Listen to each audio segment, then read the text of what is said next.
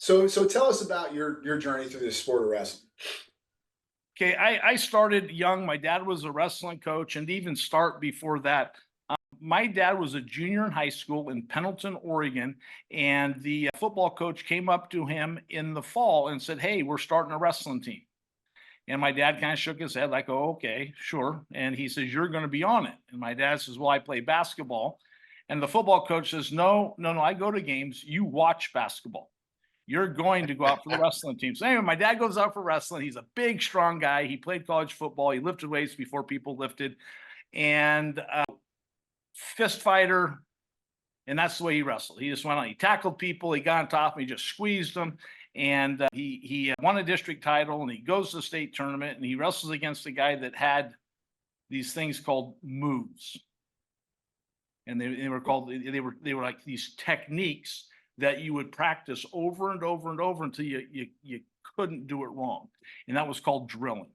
And so anyway, my dad, when he got his first teaching job, it came with the caveat that he coached wrestling. And so he coached wrestling.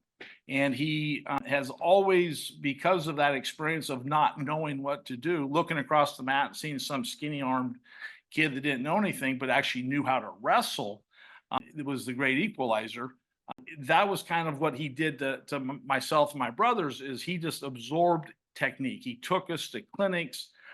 Some of my earliest memories are with I see the Cal Poly shirt on, Vaughn Hitchcock. When I was 8 years old, he was doing a clinic in Portland, Oregon. It was a coach's clinic. My dad took me with him, and Hitchcock showed stuff out of an over and under. And in Oregon, over and unders were all throws. And Hitchcock was showing kind of slide outs and pass bys and all these other things from that over under position that I'd never seen before. And I was just, at 8 years old, like, oh my God, this is unbelievable. At the end of the day, I went up to him and I said to him, "Coach Hitchcock, my name's Chucky Kearney, and my dad's a coach here at Franklin High School. And man, he's showing these over and unders. And it's so cool. I've never seen anything like it. What else do you have here?" And he roughed up the hair I used to have on the top of my head, and he kind of smiled at me and said, "Hey, listen, son, this is a coach's clinic.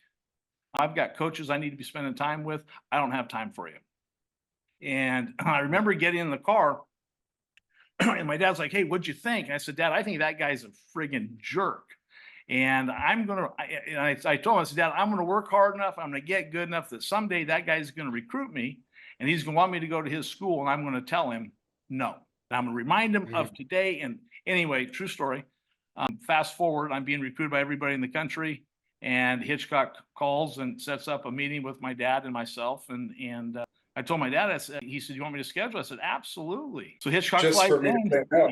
Yep. And so I sit there and I just I tell him the whole story, just like I told you. And I said, "Coach Hitchcock, you never know what 8-year-old kid's going to turn into an 18-year-old man that you want to get."